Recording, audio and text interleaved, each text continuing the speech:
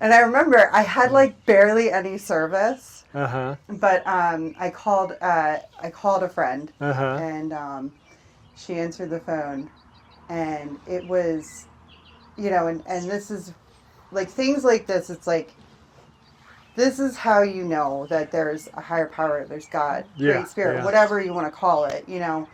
She answered the phone and immediately said, "You found it, didn't you?" And I just burst into tears and I was like, "I found it." And she was like, "I am in the shower. But when I saw you calling, I just knew I had to answer." And we Mm-hmm. talked for a minute.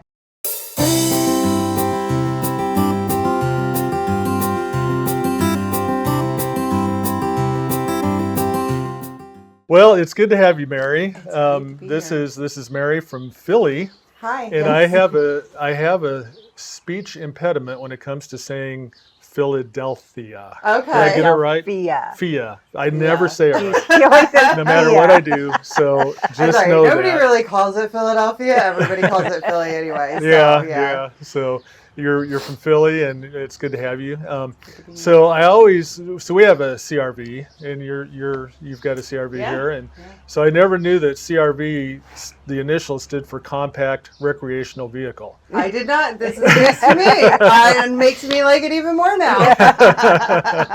So you're a car camper. Yes. You had an RV. Tell us a little bit about your So, journey in RVing. so I started road tripping in 2020 solo. Okay, 2020. I Was it did. because of COVID Uh, as a I response? actually I went through a really rough time in my life. Mm. I went through.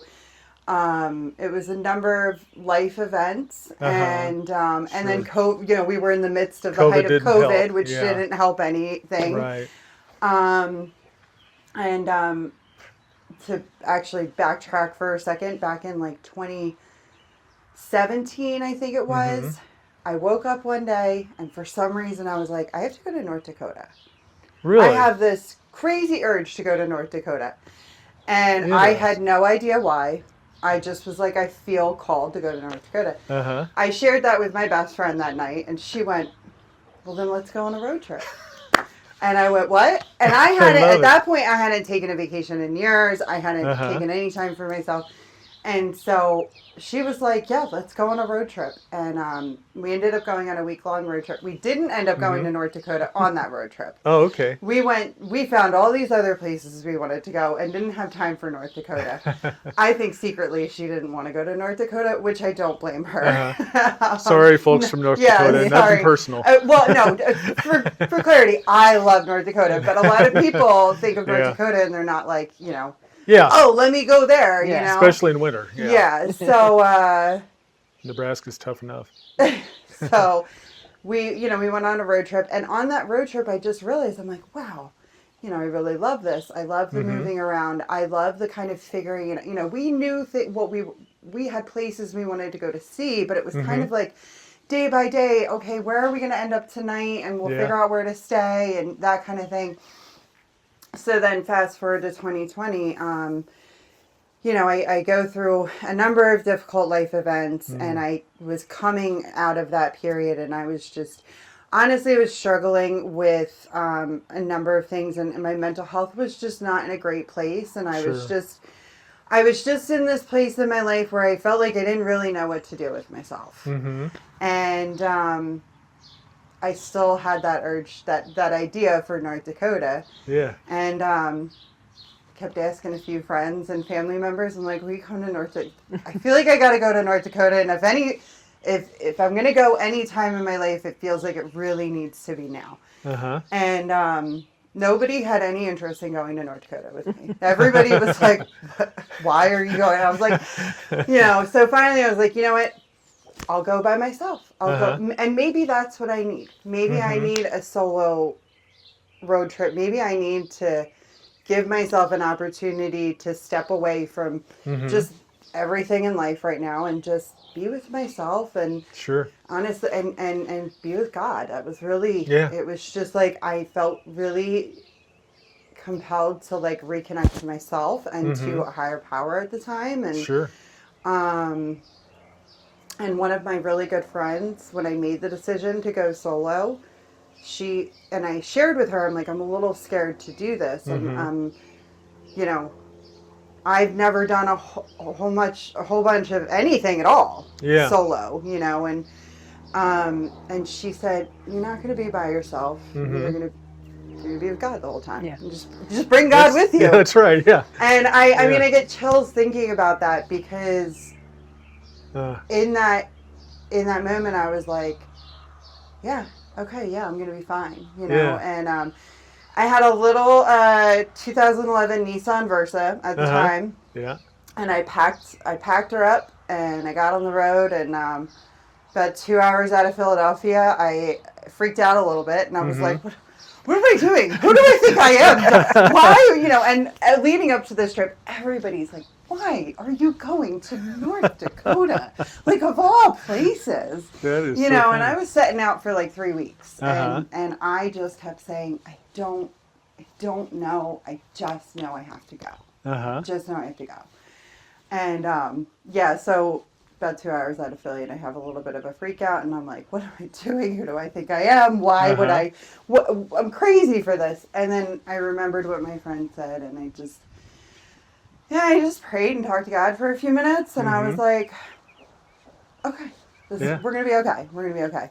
So, long story short, I went out to North Dakota, and I found exactly what I needed out there. I had a very spiritual experience at one point out in the Painted Canyon right outside of Medina. I think it's Medina or Medora, I forget which one. Couldn't tell you, yeah. Teddy Roosevelt National Park. Okay. Like the kind of back end of it. And I had this moment with myself there. And it was like a very simple answer came to me about, you know, what I was kind of missing and what I really needed to do and work on for myself. And, and then that set things off. So not only did I find connection, some purpose, some healing, but a lot of fun. I realized I had a ton of fun traveling by myself, and that it was really great because you can come and go as you please. You don't have to plan around somebody else and what they want to do or don't want to do. Not that isn't a good time, but it was kind of a level of like stretching my legs and freedom that I hadn't quite experienced before. And so from there I was just you know, what's the saying, bit by the travel bug. That was it. So within 3 months of coming home from that trip, I set out again for a month, and that was my first trip like out west. And it was my first trip to Colorado and Utah and Arizona and seeing those landscapes and experiencing that. And I'm also a big time hiker. Okay. Nice. And prior to 2020, really the majority of my hiking was only done with my my ex-partner. And when he and I split up, I kind of was like, well, what am I supposed to do now? I don't have anyone to hike with. And, you know, I learned to solo hike, and I learned how much I loved that. And, so that trip was a month out there, and I was just hooked even more. And I was like, well, great, now I've seen this, you know. And while I was out there, especially in like Utah, I saw a lot of van lifers. And I'm looking at them and I'm like, well, this seems like a good idea, you know. And I have 2 cats at home, and they're older, and I've had them forever and ever. And I was like, I'm going to sell all my things and buy a van and put my cats in the van, and we're going to go live on the road. And came home with that idea, and all my family and friends were kind of like, okay, all right. Take away her keys. You know, and I have to say, as a little, I think, skeptical as a lot of my family and friends were at the time, they were supportive nonetheless. Good. And they let me chase that dream, and I did. And I looked for the right van for months and months and months, and I finally found a 1994 Ford Econoline Mm-hmm. from a really lovely couple in Levittown, Pennsylvania, about 45 minutes outside of Philly. And they had converted the whole thing themselves, and went and looked at it, and I was like, "Here's the money. I'm out of here," And oh man, I loved that van. I still love that van, and it was pretty cool. It was pretty decked out, and well taken care of. Nice. For like a 30-year-old vehicle, it was well taken care of, and in pretty great shape. And so I got on the road in July of 2022 and took her cross country out to Idaho. A friend of mine was getting married out there, and I was meeting a whole bunch of friends from Philly, but about halfway making my way across country, actually, I got into North Dakota. As soon as I got into North Dakota, problems started with the van. Oh, no. And first the cruise control went on me, which I was like, all right, well, that's annoying, but not the worst thing, you know. And then she was having a hard time starting up, and put a new battery in. I put, I think, some gaskets. I stayed in North Dakota for a little bit, and did some extra work on her. And got to Idaho and was backing her up into a space, backed her just a little too close to a tree. I had the back window open. That shattered. Man. And finding a replacement for that was not the easiest thing. And then and I had my cats with me, and at one point my girl cat, she snuck out and ran into the woods, and that was a whole escapade of chasing her through the woods in the dark. And and then there was a couple of other little things, and it was like this 2-week period where like everything that could go wrong went wrong. Here's where I found my answer, and now I'm going back again, and it's like total disaster. Yes, and I enjoyed my time in Idaho for the wedding for about a week, and then we were all heading out, and I got back on the road. I was actually on my way into Montana, and then I was going to make my way down into Wyoming to go to the Grand Tetons, and I had plans to stay on I believe it was a ranch in Montana from Boondockers. Welcome. Yeah. I was en route to that, and I was driving through the Idaho Panhandle National Forest, and all of a sudden I felt her shaking a little bit. Oh, no. And I was like, uh-oh. I'm coming around a curve, and I saw a dirt parking lot, pulled off and pulled in and get under, and I'm looking around. Everything looks fine. Back her up, pull her forward. Driving fine. I'm like, I don't know what's going on, but something's going on. Yeah. So let me just get to the next closest town and get her to a mechanic. Yeah. Put her in drive. I drive about 10 feet, and she just went kerplunk. Oh, no. Tie rod on the right front wheel broke. And I got out of the van. The tire was halfway under the van. And I was in the middle of a national forest, zero service. I couldn't even call 911 to like get police help out there. What time of day was it? It was like early afternoon. Okay, at least it wasn't late. Early mid-afternoon, yeah. But it was about 102 degrees out. Ooh. And I was broken down in full sun, like not a stitch of shade. And I broke down in front of, this is like my favorite part, an abandoned saloon.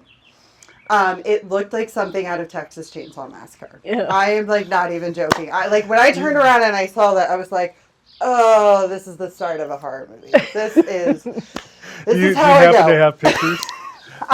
I don't have pictures of the saloon, but on this trip, you can look it up online. You can find it online. It's called the Golden Beaver. The Golden Beaver. The Golden Beaver. But yeah, it really does. It looks like something right out of like a horror movie. And oh man, I'm hoping that on this trip, on my route home, I think my route home should take me like that direction. So I think I'm I might try to stop off and hang in there. Yeah, hang in there, and CRV. hopefully, I'm like maybe not. I don't know. But yeah, Wow. so that that's just, it's hysterical now. it At the is. time, Yes, I'm sure it was not. at the time it was scary. It was really Yeah. stressful, and because so many things had gone wrong in the previous 2 weeks. Mm-hmm. Like at that point I was already like so stressed out Oh yeah. that happening, and I'm like, I can't call, there's not a soul in sight. Mm. I was pretty deep into the forest, and it's 100 degrees out, and I've got my cats in there. Oh And yeah. and I just kind of panicked a little bit. Sure. At some point eventually I saw a car coming down the road, big truck. And I ran out to the road, just waiting. Help me! I didn't know what else to do at that point. There was no way to get in touch with anybody. Yeah. And thankfully, that man, his name is Dale. He pulled over, and he took one look at the van, and he went, "Ooh." And I was like, "Yeah." And he's like, "Well, listen, there's a bar down the way in the forest. They'll have a phone. I'll give you a ride down there." He drove me down there. The bartender knew a tow guy, and her family friend owned the local, one of the local mechanic shops. Oh, wow. So they, and this is also what I love about traveling. Like, I live in a major city on the East Coast, and we are known for just being aggressive, fast-paced, not the friendliest folk, when I get away from there and I come out, like, Midwest, West, the people are just, it's a whole different energy of people. Yeah. It's just, it is really so, every time, it is so lovely, and it never gets old to me, because I'm like, oh, that's right. People are so nice and so willing to be helpful and just talk, and there's and don't get me wrong, I grew up on the East Coast, and I love my people, but I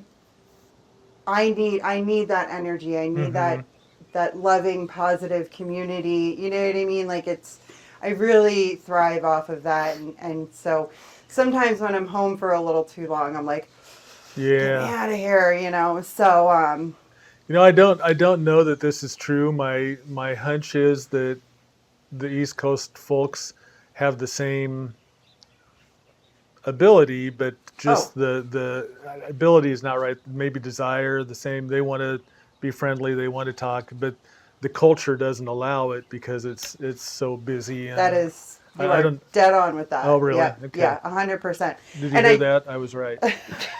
I like that the way that you worded that. We have the ability to, 100%. And the desire is there. Yeah. But it's very hindered. It's the culture is, it's fast paced, it's move, go. Everything's cluttered, busy, traffic, lots of movement. It's lots of high energy, and and so it doesn't, all of that doesn't leave a lot of room, to stop and chit chat with your neighbor while you're on your way to your car. You've got an hour and a half commute back and forth. Right, sometimes, exactly. At least in a lot of big cities, it makes it tough. Yes, and that,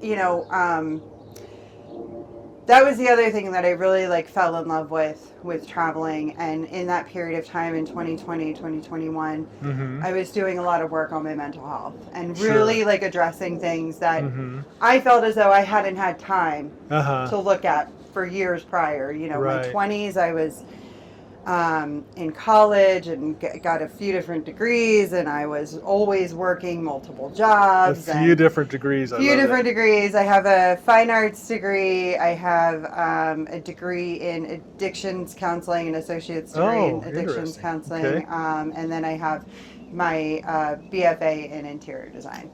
So I didn't specifically do it that way. I started off in addictions counseling, and then I realized that I didn't think that I would be the best fit for it. And I've always been a creative, Sure, and I've yeah. always been an artist, and I really love the way that spaces make me feel Good. inside and out, indoors and outdoors. And,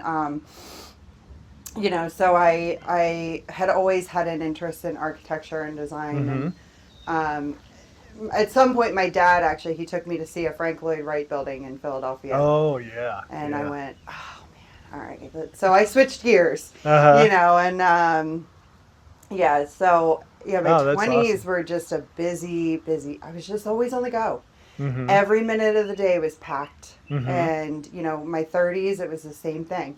And leading into 2020, I was working 3 jobs, 6 days a week. Wow. And I just didn't know how to sit still. I didn't know how to be with myself. I didn't know how to just breathe, And in 2020, I was kind of forced into that. And then when I started road tripping and spending more time in our great outdoors, I really started to learn, like, the difference between quality of life and, like, quantity of life. And I had been living in a place of, like, quantity over quality for so long that it was detrimental to my well-being, you know? And I just, so once I got a taste of the quality over quantity, I was like, oh, I'm never going back, So I think at that point, I really shifted out of that East Coast mentality of the move, go, go, go, you know, where now I'm like. Which is ironic because now you're moving, go, going. Yeah, across just in a different way. And I'm like, at a slower pace. Yeah, I'll take this move, go, go over, working 6 days a week, never having a minute to myself, you know, that kind of thing. Absolutely. So,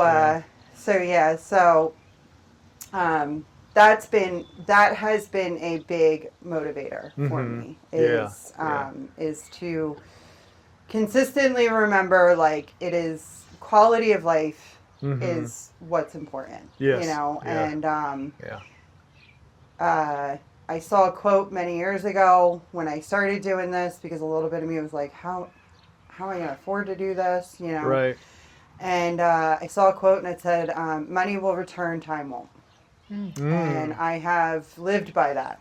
And wow. I'll tell you what, love that. If you figure it out, like, you can figure out how to do this cheap, you know what I mean? Like, that's why I sleep in the back of my SUV. You know what exactly. I mean? Like, it doesn't, and I think a lot of people don't get to understand or experience that traveling does not require you to spend a ton of money. Yeah. You know what I mean? Like, I've had a lot of people be like, how do you afford to do this? And I'm like, well, first of all, I do. Thankfully, I am very lucky and grateful that I am able to work remotely. That is huge. That's obviously a huge thing. Now, part of that I did kind of have to, like, push my way into, you know, because once COVID was kind of once things were lifting and people were going back to work, I had to kind of really push to keep my remote status. And a big part of why I was even able to do that is, so I work for a commercial design firm out of Philadelphia, and I also own my own design company. Oh. So I do independent contracting, freelancing work through that. So on that end of things, it's very easy for me to say, I'm remote only. If you need somebody in person, I'm not your gal, Yeah. But with the commercial design work that firm that I work with, I have the most gracious and lovely boss, and she, not only saw me go through what I went through in 2020 and supported me in every way that she could, but she has supported my crazy travel ideas, and I show up for work every day that I'm supposed to, and I attend my meetings, and I make sure that my work is always done, and I've gotten pretty good at, like, the self-discipline and staying, I might be, like, out in the mountains somewhere and want to go run off and play in the woods, but I have work to do, and that gets done, and then I can go play in the woods. Yeah. Now, there's, in my mind, and maybe anybody watching, there's a big disconnect between how do you, if I'm an interior designer, I want to go see the interior, right? And I can't see it. I can visualize it on the computer, but it's not the same as being there. Yeah. How do you do that? So, a lot of and I do get that question. I do like have a lot of people ask about that.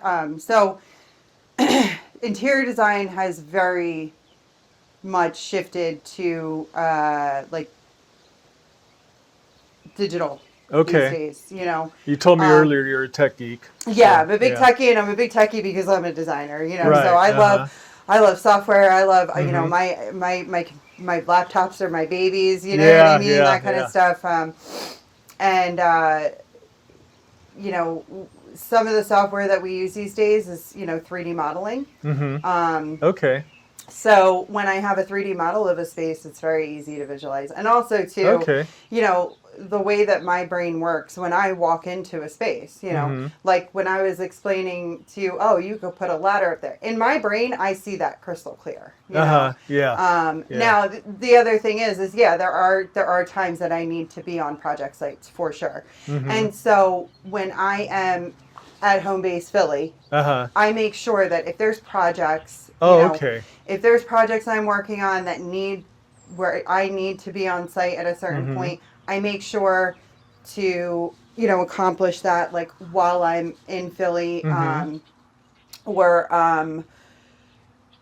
plan my trips accordingly. For a little while I was working on a big project that was like in downtown Philly and did require a lot of me like popping over and checking in on things, and so during specific phases of that project, I was like, okay, I really need to be around here, for this phase, and then in 6 months I need to make sure that I'm here, for when they're installing and where they're doing this and doing that, so I definitely take into consideration like the phase of each project and what is needed from me in a physical presence.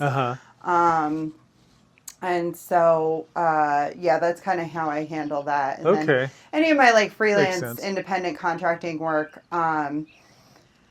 I do that more on like a scale of like, doing 3D modeling and rendering for other designers. I write I write a blog for an interior designer. I handle some social media stuff, and I do any of those freelance links you'd like me to add, let me know. Oh, cool. I'll be Thank happy. you. I'll be happy to add them. Yes. And add your contact info if you'd like. Yeah, that would be great. I'm going to interrupt. I already did interrupt. No, you're fine. Are you going to, have you ever followed a job, your travel, you have somebody contact you about something, and that dictates where you travel?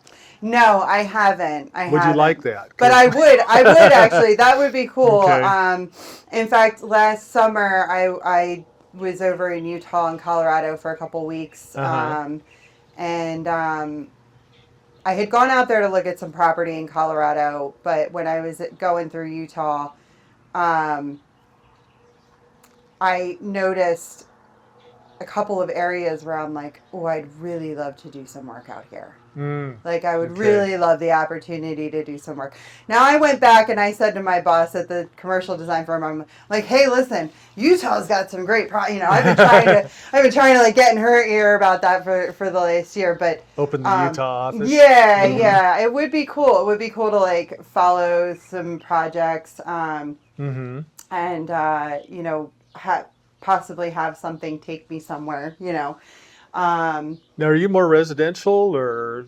Mostly commercial. Mostly commercial buildings. Commercial. Okay. Yeah, I've dabbled in residential. You did say commercial. Okay. Yeah. But I have been mainly commercial for the entirety of my career. Yeah, I've gotten into more residential. I would say more in the last like 3 years. I've done some more residential stuff, and residential's great. It's just commercial and residential are two very different beasts. Yeah, they are. They really are. So I really like the commercial end of things. And of course, there's the grain bin genre. Yes, the grain bin.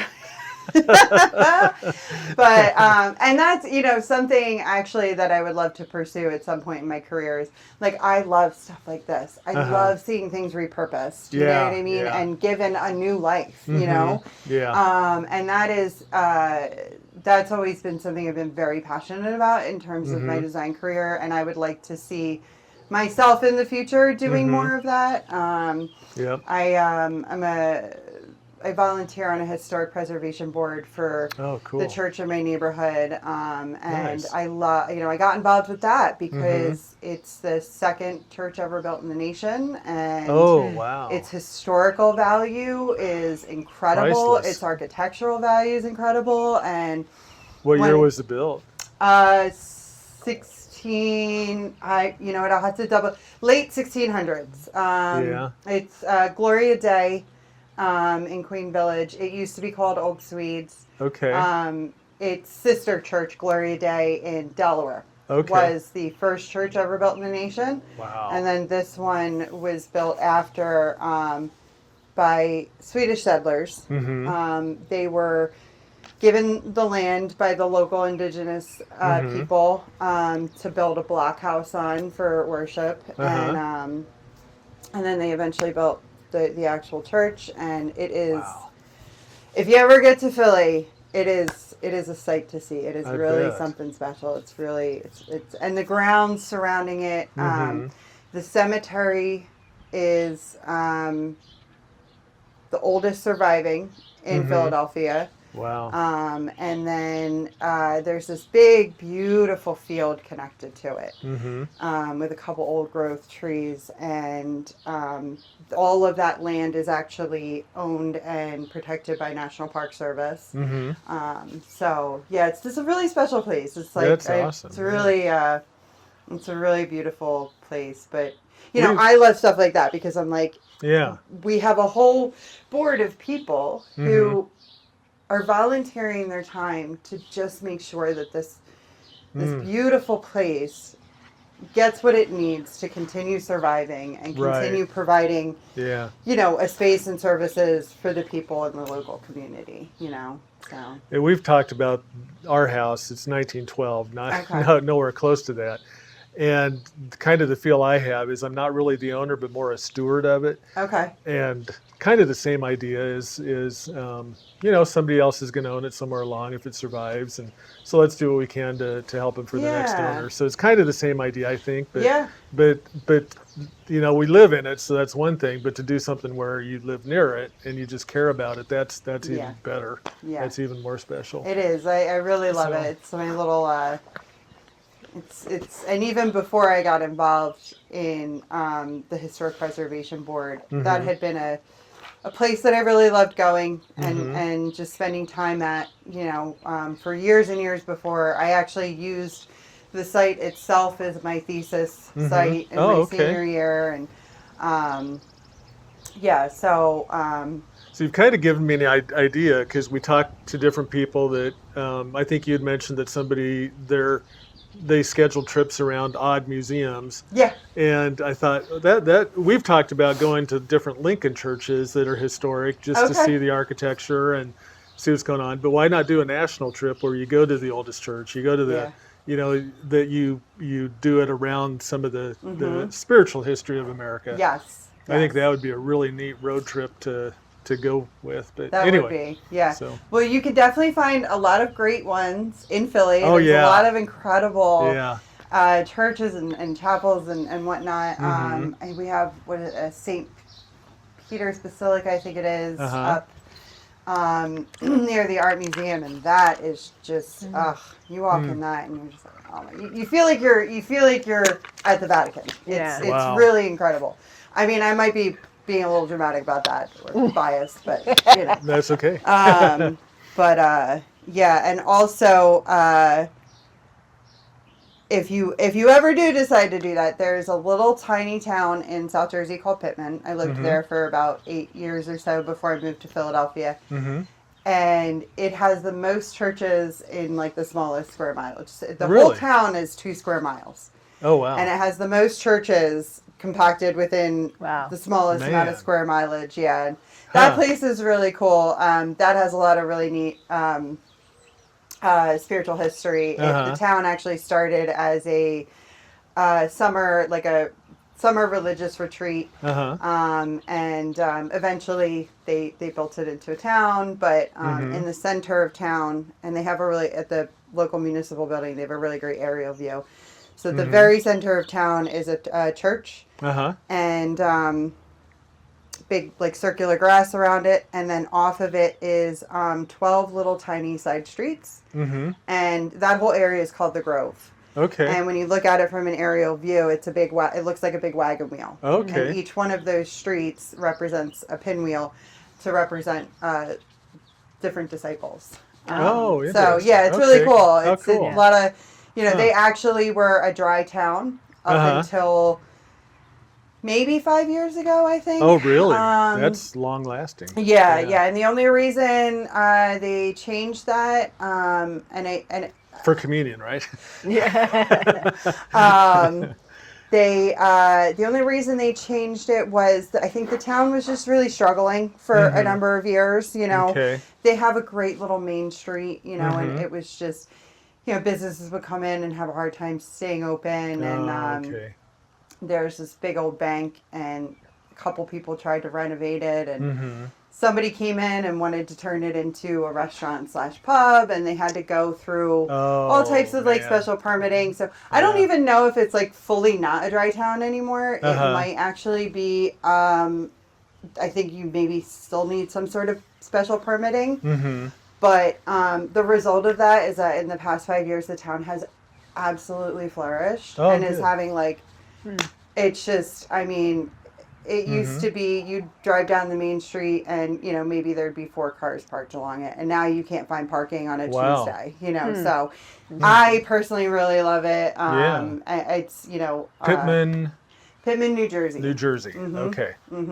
Now there's all types of great restaurants and shops and, different places to do things. And it's become a spot where on an evening you can go with your friends and family and get a great meal, do some activities, enjoy the area, and it does not feel like the East Coast. It is very small town friendly, community oriented. Yeah, so nice. It's really cool. Yeah, we'll have to check that out. Yeah. We'll have to expand our horizons a little from just come Lincoln on out churches. to the East Coast. I would love to. Yeah, it's awesome. Yeah.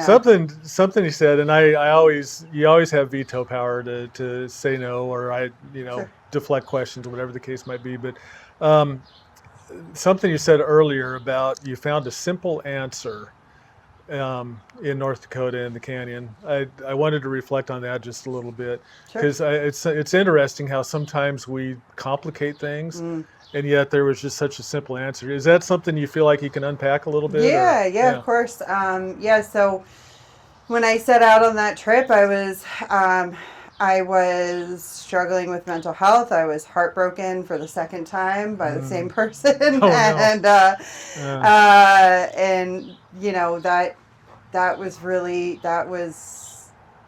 That came along with a lot of really difficult things. Sure. And I was sober again. So I'm sober. I've spent the majority of my adult life sober. I got sober pretty young. But I had a relapse in 2020, a short relapse. And, and I was, kind of beating myself up around that. Like, how did you have years of sobriety? And then, yada, yada. So, it was a lot of layers of a lot of years of pain and heartache and misunderstanding and struggling to find connection with myself, and struggling to figure out, where do I keep going wrong? How do I kind of keep ending up here, where I'm starting over again, or, because at that point I was 35, and it was kind of like, you think by the time you're 35, you would know what you're doing with your life, or things have settled, or, you know, you don't think that you're going to find yourself at 35 starting all over again for, you know, at this point it was really kind of the second time as an adult that I was feeling like I was really having to start my life all over again. And, you know, coming to this place of like, I thought I knew what my life was going to look like, and now I have no idea. And now I don't know where to go with any of it. And, you know, and there's more layers, you know, but I mean, I could go into, you know, a book of all the thoughts and the feelings and the, you know, the questions that I had at that time in my life. And, you know, but I was also carrying a lot of like anger at myself. And when I set out on that trip, I just was like, I have no idea what I'm doing. I have no idea why I'm going out here. I just know I have to for some reason. And just kept asking my higher power to like, just, hey, if there's answers to be found, like, let me be able to see them, you know? And I'm actually glad that you asked this, that it's, you know, sometimes I feel a little like silly sharing the details of it, but you're not alone. So no, that's great. It was, you know, it was so fundamental for me. So I was in the Painted Canyon and I had been hiking around for a while. I was hiking my way back out. The sun was about starting to set. So I was like, all right, let me start making my way out. And I came up on this little like ridge. And there's a lot of bison in that part of the park. And when I first pulled in, there was a whole bunch of, there was herds, you know, there was a big herd everywhere. And I had been admiring them from afar. And, and so then I'm on the trail and I'm coming out to come up on this ridge. And I look across the canyon floor and there's just this like single bison. And he's just directly across from me on the other side of the canyon floor. And it kind of caught me because I was like, oh man, I was just over there like 20 minutes ago, you know, like, and then I was also like, well, what's he doing by himself, you know? And he was just standing there munching on a bush or whatever. And I, for some reason, even though the sun was setting, I had the thought in my head, I was like, I need to just sit down and watch him. And I was like, you know, I'm just going to sit and watch him for as long as he's there. And when he moves, I'll move, you know. And I was just sitting there watching him. And, you know, I was sort of reflecting over, you know, the previous 6 months to a year and kind of just feeling some of that sadness and that anger and, you know, because I'm sitting still, you know, I'm sitting still with myself. And so my mind's going. And that was a big part of why I had a hard time sitting still, was because if I sat still, then I had to think and feel what I was thinking and feeling, you know, and I, for a long time, was really trying to like outrun that stuff, you know. Interesting. And all of a sudden, it was like this clear as day, just thought in my head of, you know, you have never once at any point tried to forgive yourself for any of this, for any of the mistakes you've made, for the wrongs that you know, the wrong turns you've made. You know, you have never once even considered the idea of forgiving yourself. Wow. You know, and like talking about it now, like every time I talk about it, it gets me emotional because I just was like, oh my God. Oh my God. You know, especially because at that point I had been living my way in such a life for many, many years where practicing forgiveness for any and all was a top priority in my life, you know, and to have this realization that I had been so very intentionally working towards and practicing forgiveness of everything else or anything else around me, you know, but I'd never once tried to apply that to myself, you know. And it just was like, And I remember I had like barely any service, Uh-huh. but I called a friend, Uh-huh. and she answered the phone, and it was, and this is like things like this. It's like this is how you know that there's a higher power, there's God, Yeah. Great Spirit, Yeah. whatever you want to call it. She answered the phone and immediately said, "You found it, didn't you?" And I just burst into tears, and I was like, "I found it." And she was like, "I am in the shower, but when I saw you calling, I just knew I had to answer." And we talked for a minute, and I kept watching him, and I actually took a picture. It's like really blurry because he's pretty far away, but I took a picture, and when he moved, I moved. If you wanted to send that to me, I'd I drop it will. on there. I will. And like also, That's so cool. So cool. Realized it took me a little while to realize this sometime later, but a couple months before I had gone on that trip, a really close friend of mine, she had gone out to visit some family somewhere in the Midwest, and when she came back, she said, "Oh, I brought something for you." She's like, "I saw this, and I just had to buy it for you." And it was this beautiful leather cuff with a bronze bison on the top of it. Oh, cool. And she was like, "I don't know, it just, for some reason, it just made me think of you, and I had to buy it." I was like, "This is the coolest thing ever."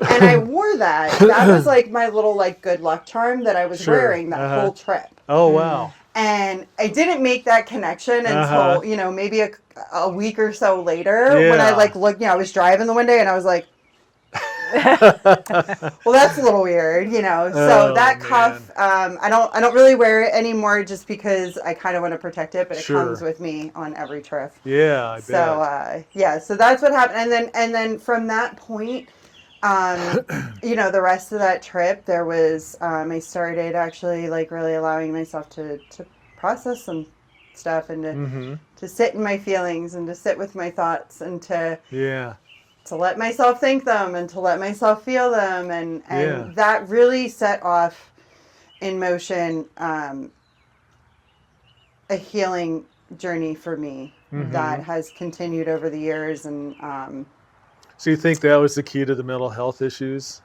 really? Or it was definitely, it was like the key that definitely opened the door big time. Yeah. But it, I have a tendency to be really hard on myself. Really hard on myself. I think a lot of people do. Yes. And we all feel alone. Yeah. We're the only ones that do. But Right. Like we're really good. A friend of mine used to say to me all the time, she'd say, "Mary, put down the bat and pick up the feather. If you're going to beat yourself up, put down the bat, pick up the feather." That's great. And I could never really understand. I was always like, what is it with her in this? I get it a little more now, but I think, at the time I just wasn't ready to kind of hear really what she was saying. I was like, oh, it's just one of those weird cliche things that she says, Yeah. But, so it did. It was like the key that like unlocked some incredibly big shifts for my mental health, and my mental health has only improved since then, you know, and like this past year was a little bit of a rough year with some of my mental health, just because some life things happened. Life shows up, you know. Yeah, it does. Yeah, and it does. You have to be able to just take it in stride, you know. And sometimes it's a little harder, you know. But like what I did differently this year than I did 5 years ago was, instead of like receding into myself and trying to avoid it, you know, I said, okay, I'm kind of I'm it's a rough time right now, so you know, I need to get back into therapy again, and you know, and make sure that I'm talking very openly and candidly with my friends and my family. Right. Like, hey, this is where I'm at right now, and I'm not feeling my greatest, and I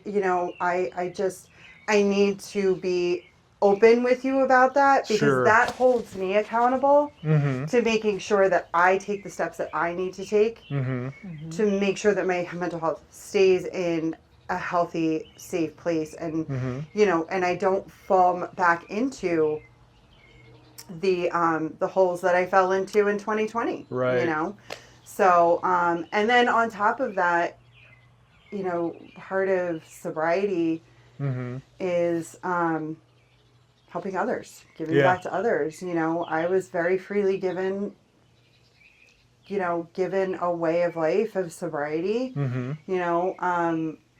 and the biggest thing that I have to do in order to continue to keep that sobriety is to be willing to help others find that as well. So I took that same principle in terms of sobriety. It's like to mental health,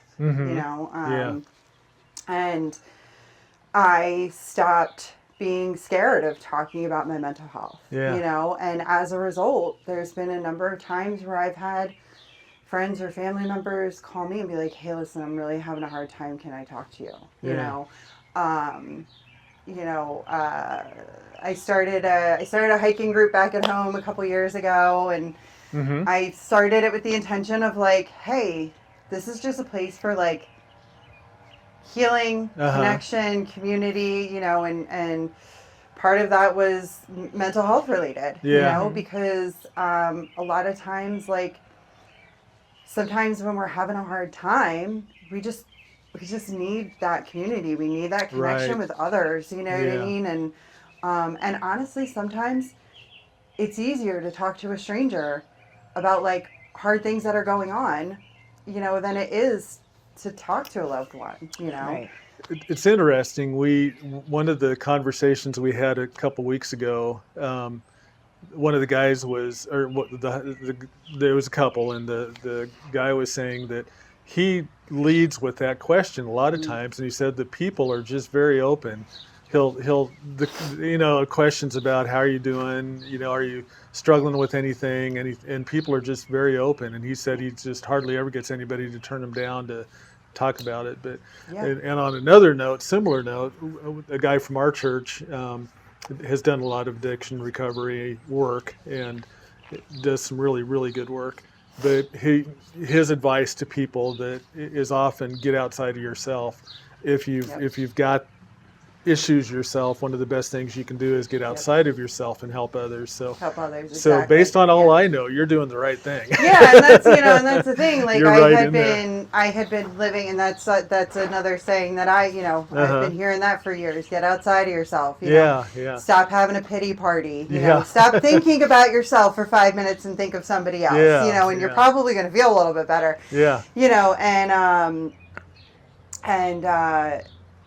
It was interesting to realize that like I was doing that to some extent, but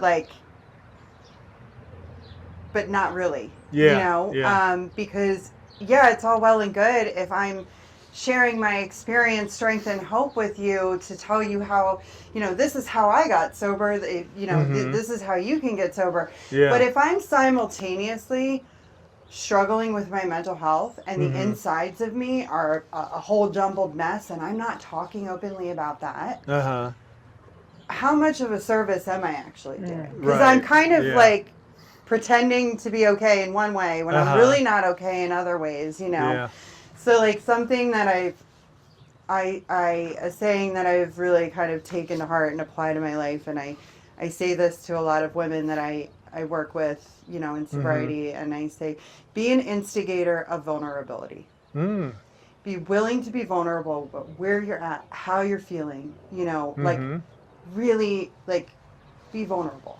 Even if you feel like it might sound weird, or you might feel silly, just be really vulnerable, because what that does is it opens the door and it gives other people permission to get vulnerable. If you show someone else, I'm being really vulnerable right now, I am sharing where I'm at, someone else might see that and be like, well, if they can do that, this is a safe place to So I love it.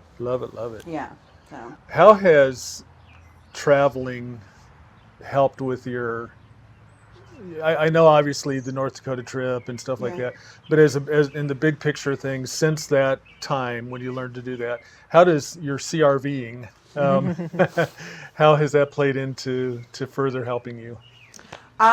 So a multitude of ways. Mm-hmm. Like I said earlier, being able to remove myself from the East Coast energy is, Right, yeah, very yeah. helpful. Yeah, especially in Um, Nebraska. It's so much better here. Honestly, it's pretty great here.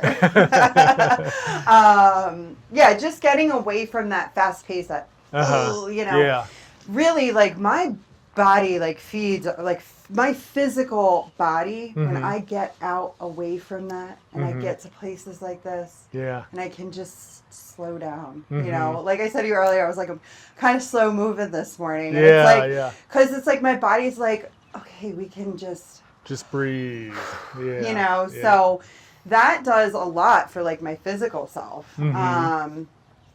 And and just the new experiences, Mm-hmm. obviously the having fun part of it is Yeah. great for your mental health, Oh, yeah, for and sure. Yeah. and for improving quality of life. But it also, the thing that gets me the most about traveling, it forces me to be present Mm-hmm. in a way that sometimes is a little difficult at home. Yeah. Yeah. Because when you're at home and you're in your day-to-day life and you're in your routine and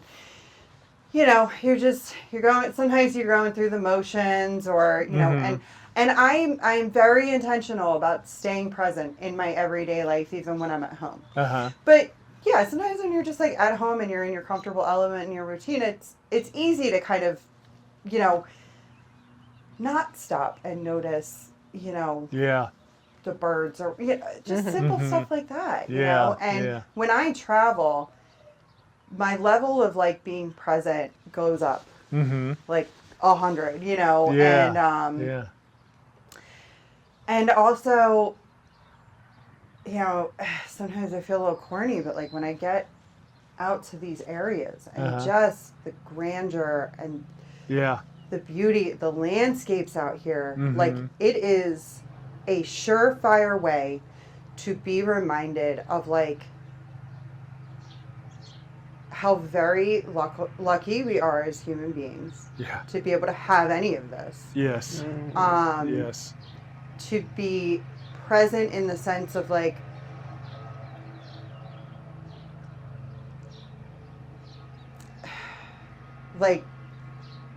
to be reminded, it's not about getting up, going to work, coming home and making dinner and getting ready for bed. Mm-hmm. There's these whole ecosystems around us, Right. and that make the world turn. Mm-hmm. You know what I mean? Yeah.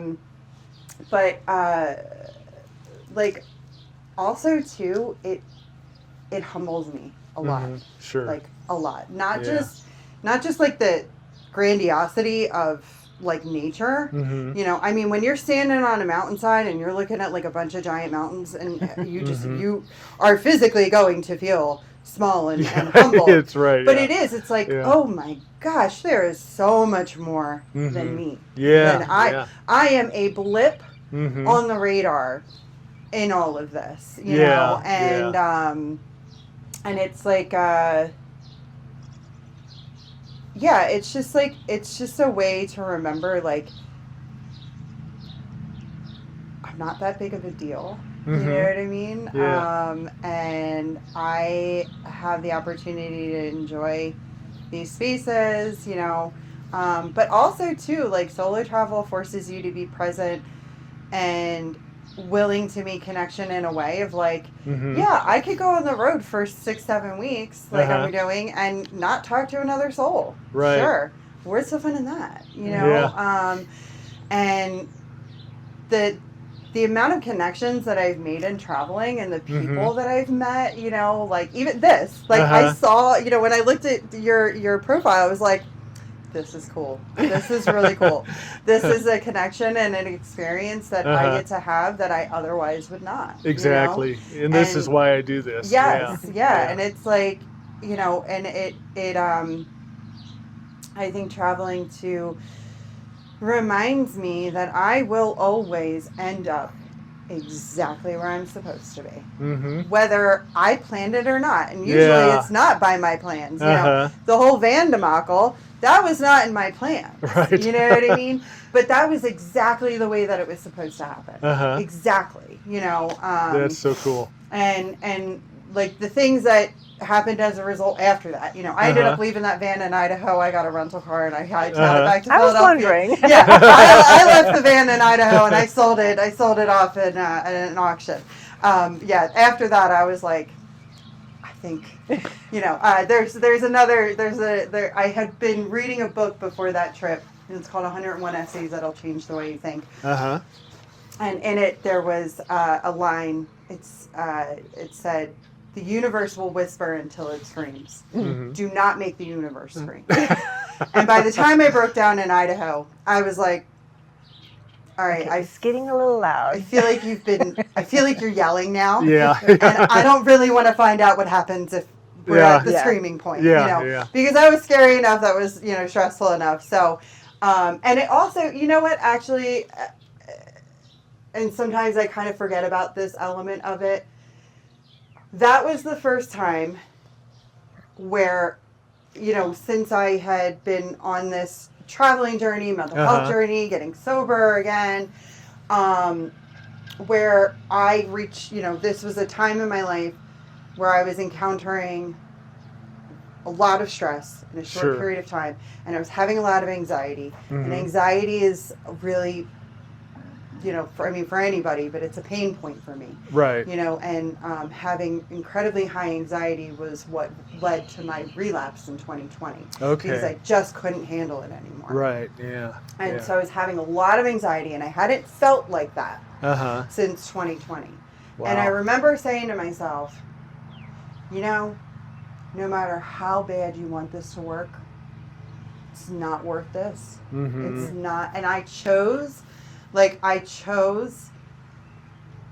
my mental health, I chose my well-being, I chose the well-being of people around me. You know, because if I'm unwell, I'm stressing out my family. I'm stressing out my friends. Like that, that affects everybody around me. You know, right? And I saw what that effect was on my family and my friends in 2020. You know, and I just was like, this might be the craziest idea, but I'm leaving the van here, and I'm going home. I'm packing my cats up, and we're going home. And I chose my well-being and my ability to show up for others in my life in a healthy way over having a big fun adventure, you know, and to be able to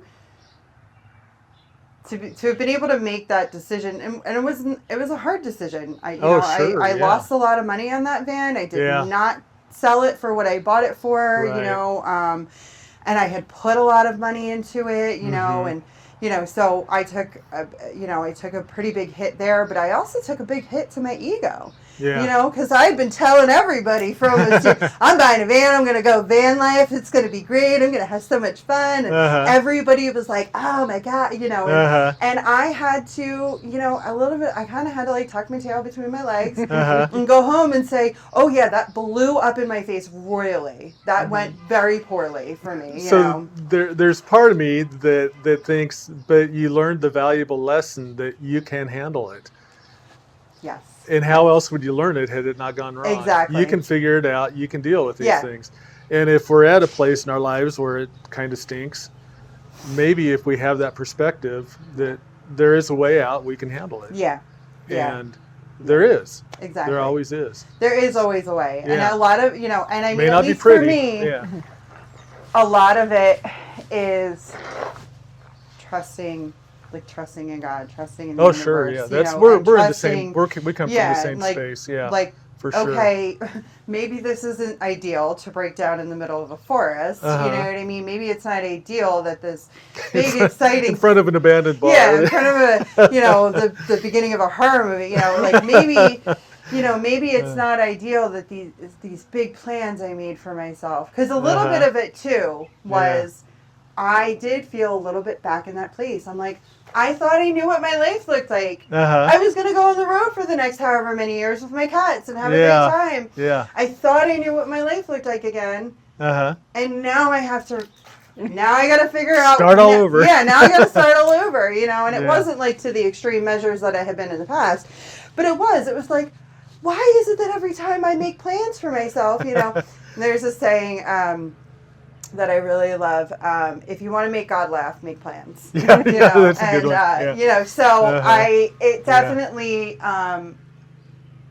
it also gave me an opportunity to test my trust. Sure. How willing am I to trust you? Right. That this is exactly what's supposed to be happening right now, whether I like it or not. Yeah. And what am I doing with that? Am I going to keep forcing my will on it? Mm-hmm. Am I going to fix this van and hang out in Idaho for weeks while they fix the van? It took them a month to get that part, by the way. Because, we were in the middle pretty much. Yeah. But, am I going to keep forcing my will on this? Because I had felt for weeks before this. Yeah. In fact, for weeks before I even left for that trip. Mm-hmm. My gut, my intuition, which I understand it as like your intuition is just God talking to you, is your higher power speaking to you. I believe that. And for weeks before I left for that trip, my gut was just telling me like, this is not. I don't think this is the path right now. I don't actually think, you've put all this work into it, you bought this thing, but I don't think this is what you're actually supposed to be doing right now, And a little bit of me felt like that, a lot of bit of me felt like that because I was just kind of in a selfish mode. I'm like, this is what I want to do. This is what I'm doing. Nobody's going to tell me otherwise. And I'm going to make it happen, whatever it takes. Yeah. And,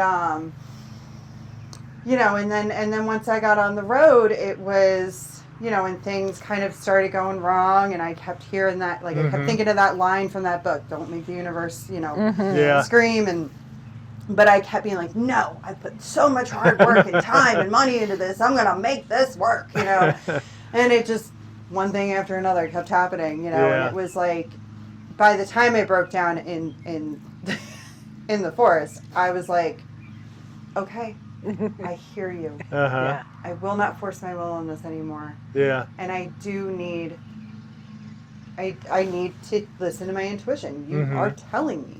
Yeah. And now, like, my body's screaming at me in anxiety and stress and panic, Yeah. And if I can't listen to that, that's how I get myself, that's how I get myself into a mess again. Cycle back. Yeah. And, and I just was like, I'm not willing to do that again. Yeah. So. Yeah, I kind of almost wonder if it wasn't. I'm not sure how to say it, but that you were supposed to take that trip and you were supposed to break down so that you understood that, and that you understood that you can work your way out of it and and make things right. So or come back to.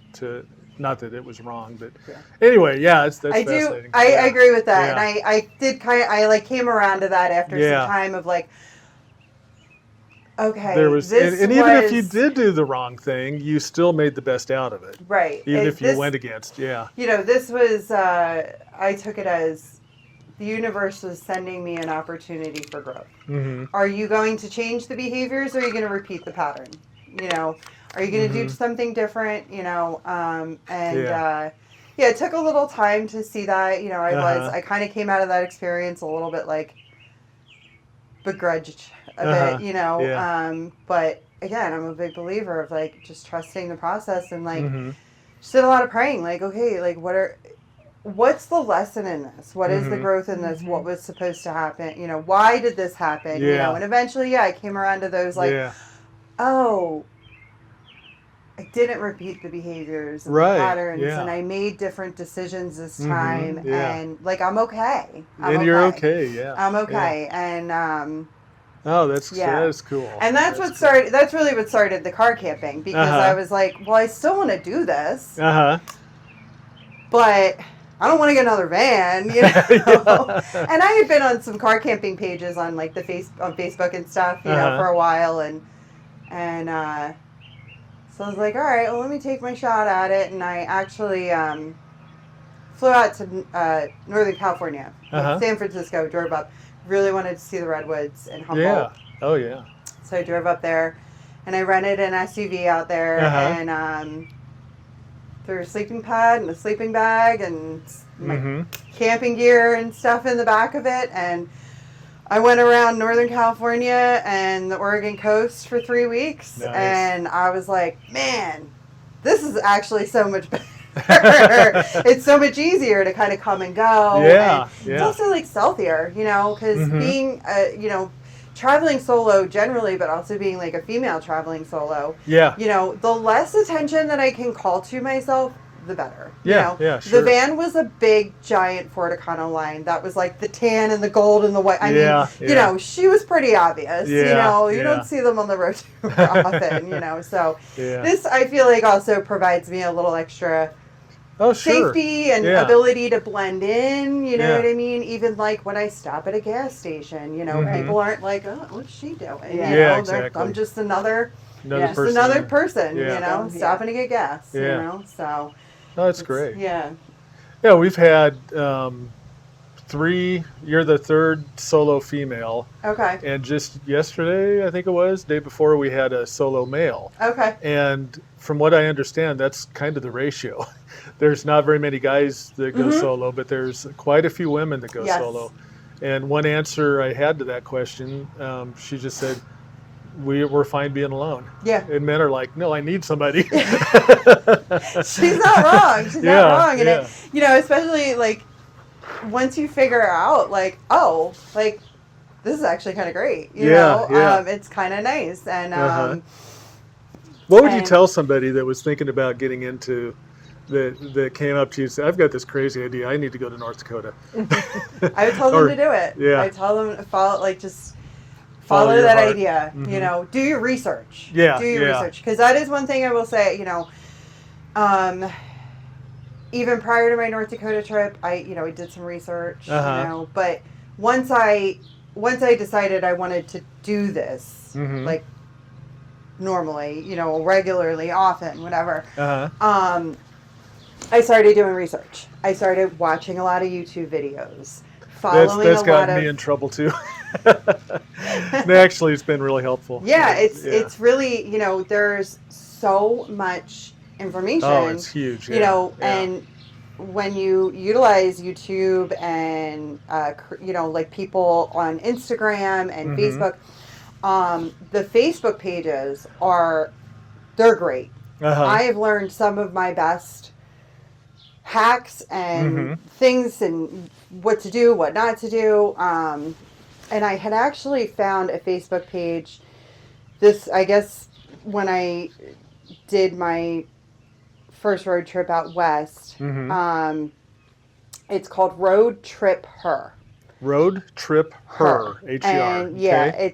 it's a whole community of female solo travelers. Nice. And everybody just shares, they share their setups. Say, hey, I found this. It works great for this, Okay. But they also share, tips and tricks for staying safe on the road as a female, Uh-huh.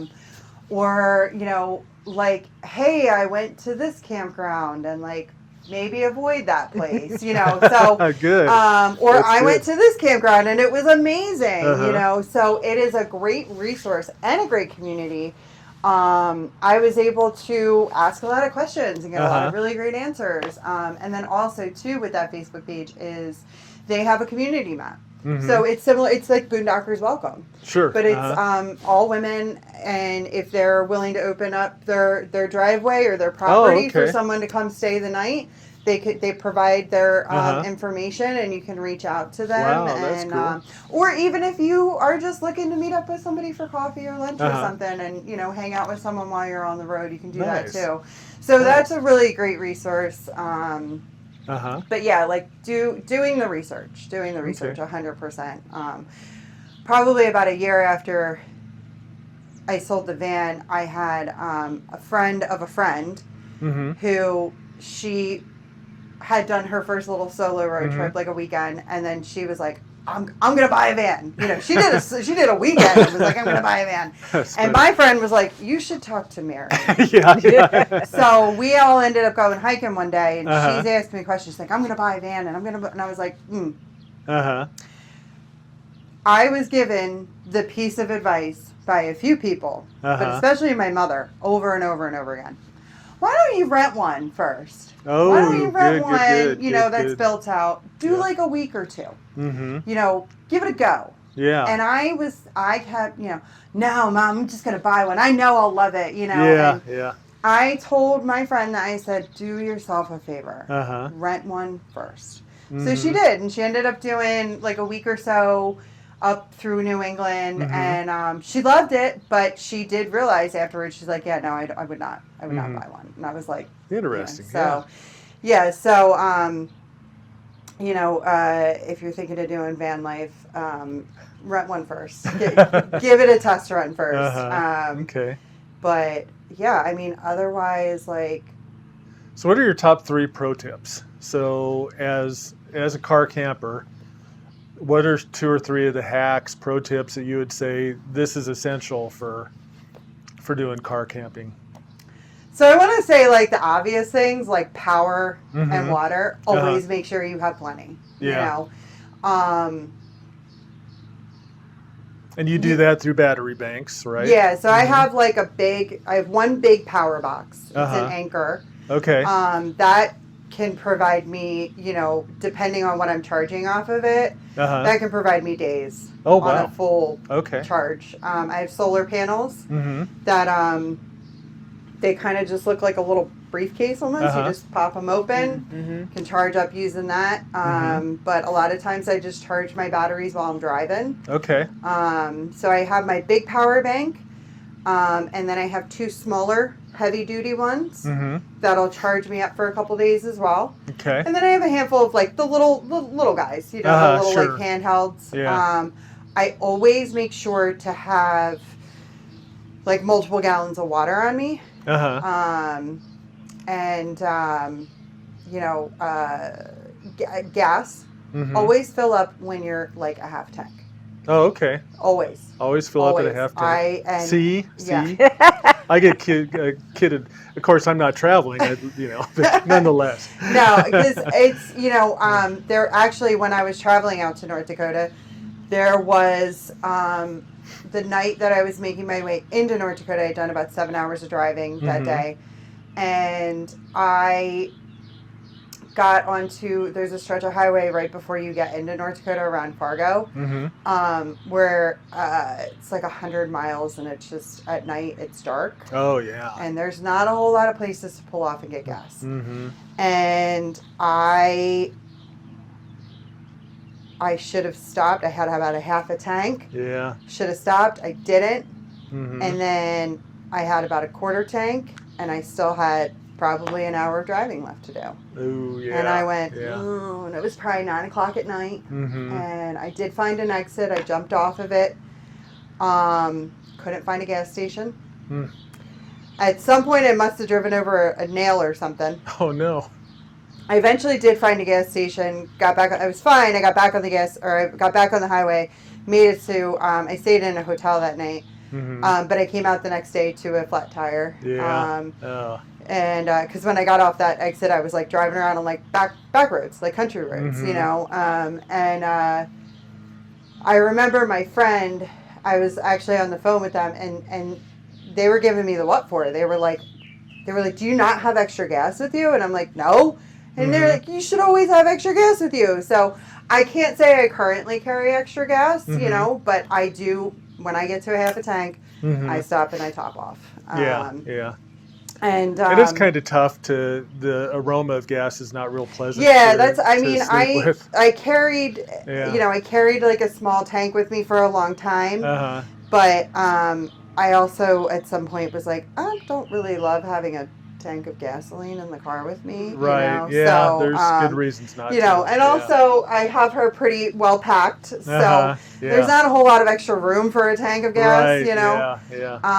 I would also say to road trippers, always like, you would think less is more. Uh-huh. You know, because you're traveling compact. Mm-hmm.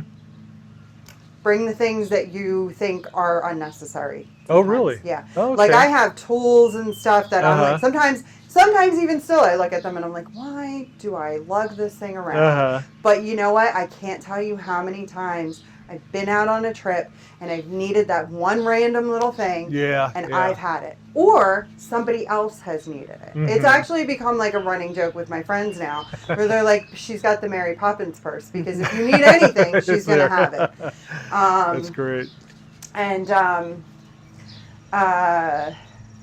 thinking of like safety things, you know. But yeah, I mean, just always making sure you have plenty of water, plenty and food and power. This way, if God forbid you do, you know, I have driven on stretches of road that are 100+ miles with no services at all. Yeah. There's nowhere. Nothing, There's not even a shoulder to pull off on, you know. There's a stretch of highway like that in Utah that I drove one time where I was kind of like, you know, freaking out the whole time, like, get me out of here. But, now, do you have to buy food every day, or how do you keep it fresh, or how do you? So I keep a cooler. I have a okay. Coleman cooler that I keep up front there on the floor. It gives me the ability to keep snacks, meals, you know, stuff like that, drinks, for at least, you know, 2-3 days, 3-4 days, depending on what I have in there, you know. Yeah, so I usually always have like plenty of snacks on me, and usually like some sort of like meal, like full meal with me. Okay. I've do you also have a grill or anything to cook? I do, yeah. So I have a whole like kitchen set up. I love and it. so I have one burner stove. Just put the little butane guys on it. Yeah. I also have you can do the butane propane mixes, and there's the little guy that twists on top, and that's like a little burner. A lot of times I use that to make like coffee and stuff. But the one burner stoves, they're awesome. You can get them, you know, like Coleman has one. You can get them online. I recently got one that, you know, because a lot of times they're like, they're pretty decent with the case and everything. And I recently got a new one where it all folds up and compacts, so it's about this big. Oh, nice. Yeah. Okay. And it just kind of all folds out, you know. And yeah, so I have that. I have all my utensils, all my cooking stuff. I have spices with me. I, you know, I always have coffee with me.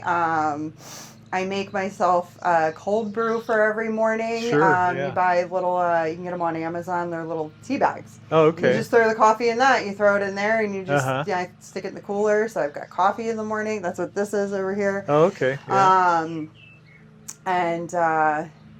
But yeah, just like always making sure that you have enough of the essentials in the event. Especially if you're going to be long stretches. Yeah. In the event that, God forbid, you break down. And you break down in a spot that maybe you don't really have service, because that's if you do enough traveling, that's gonna happen. You know, like when I broke down with the van, I remember, even though I was panicking, I do remember thinking to myself, okay, got plenty of water, power, and food. So if God forbid I'm stuck here, like it's hot, it's gonna be hot sitting here in the sun. But if God forbid I'm stuck here for a while, like I know that I'll be fine. You know, as far as that goes. I do always have some form of protection on me. You know, and I typically keep it like close by. I don't carry a gun, but you know, I carry protection so that if you know, like pepper spray and some knives and stuff in this way, if, you know, God forbid I need to use it, you know. And I always have bear spray with me because of hiking and stuff. So, you know, and make sure that your bed is comfy. Make sure whatever bed you have set up in there is comfy. Spend the money to get what you need. Yeah. And a great way to do it is buying the foam toppers. Pile a couple of them on top of each other. That's what mine is. Oh, okay. And it's nice because you can cut it down to exactly the size that you want it. And it's my bed in there is so cozy. I sleep like a baby in that thing. Love it. Yeah, and now, do you do mostly boondockers, or do you go to some campgrounds? I do both. Both. So I just started using boondockers again. Okay. And because this is like, so I bought this in November. Okay. I actually had the Nissan, Uh-huh. the little Nissan, Uh-huh. up until then, because it was a great car. Yeah, yeah. She ran great, Uh-huh. and my grandfather was a mechanic. My mom sold cars for 20 years, so Oh, yeah. you know, if you take good care of a car, it'll take care of you. You Yeah, know, it's true, and yeah. you know, I didn't have a car payment on it. I was like, you know, so when I would travel, I would just rent cars. Priceline is a great, like, you get amazing deals Yeah. for car rentals and stuff on there. So I would just like rent an SUV and throw all my throw all my Okay. stuff in it. But I actually came back from, I was up in the White Mountains for like 2 weeks in the fall. Mhm. I came home and I had actually left my car at my mechanic because the exhaust pipe needed to be fixed. Oh, yeah. Picked the car up, and 4 days later, somebody totaled my car coming through an intersection. They hit me and totaled it, and you know, at that point, I was like, well, I guess I have to buy it. You know, I couldn't justify buying one before. You know, Now you have no choice. now I was like, okay, you know, so while I was sad to see the Nissan go, because you know, had a lot of fun life in that, you know, but yeah, so this, and I've taken this out on a couple of trips. You know, I went back up to the White Mountains this winter and did some snowshoeing for a couple weeks. And nice. But this was like the first, like, this is the first, like, really, really big long, you know, so I got it really fully decked out. And I was like, let me sign up for Boondockers Welcome again. Because I was like, I really loved using it before. Yeah. And I loved it for meeting, like, when I used it with, you know, before, like I said, you just meet so many cool people. And I was like, let me do this again. And I'm really glad that I, you know, set up with that again. Oh, so are we. Yeah, so it's, you having know, a chance to meet and talk. I will probably use it, you know, I'll probably use Boondockers Welcome mostly. Yeah. When I'm in Colorado, I have a friend who's meeting me in Colorado on June 3rd. She's flying out. So she'll be out there for a week. I'm going to show her how great Colorado is, and we'll stay at campsites for that. Because there's a bunch of campsites throughout college. I've spent a lot of time there. And there's a bunch of campsites that are, like, really, really cool. Yeah. Like, in some really beautiful, incredible, like, side of a mountain, top of a canyon, you know, that kind of stuff. That's so awesome. I want to give her, like, the full effect, you know. Good for you. But I do also, you know, the thing I really love about Boondockers is, you know, campgrounds are great and they're safe, obviously. But, you know, I feel like I feel safer when I stay at Boondockers. You know? And I think maybe it's just because you get an opportunity to talk to the hosts, right? You know, and you know that the hosts are also like fellow travelers and RVers and campers themselves, you know, so like they understand, you know, the ins and outs of it. You know, whereas like with a campground, you might just, I mean, I can't tell you how many times I've stayed at a campground and I've ended up in like a campsite near, you know, a bunch of 20-year-olds who are there just to party for the weekend, and I'm like, I just want to stare at the stars in quiet, you know. Exactly. So, you know, I guess the, you know, and everybody is welcome to their own fun, you know, but yeah, sometimes the campground can be a little bit of a mixed bag of who's going to be there, you know. So it's nice to not have to deal with that. And living in a major city, like, I don't want to be around a ton of other people. True. You know what I mean? That's like, true. I want to be a little more secluded. So that's nice with Boondockers because you get a little more of that, like, quiet, you know. So yeah. Well, I imagine you're probably ready to hit the road soon. Yeah, I'm gonna drive down into Colorado today. I'm gonna get like right to the top of Colorado. It looks like it'll take me like 4.5 hours. So compared to my last 3 days, 4.5 hours. Yeah. From here. Yeah. To Colorado. To Colorado. Oh, to Colorado. Oh, right into. Yeah. I got you. I heard top of Colorado, which is like 14,000 right, like right around like the corner where Nebraska and Colorado. Right. I'm just gonna get out there and good. Jules, you know, have a that's exactly Jules. That's the town I was looking at.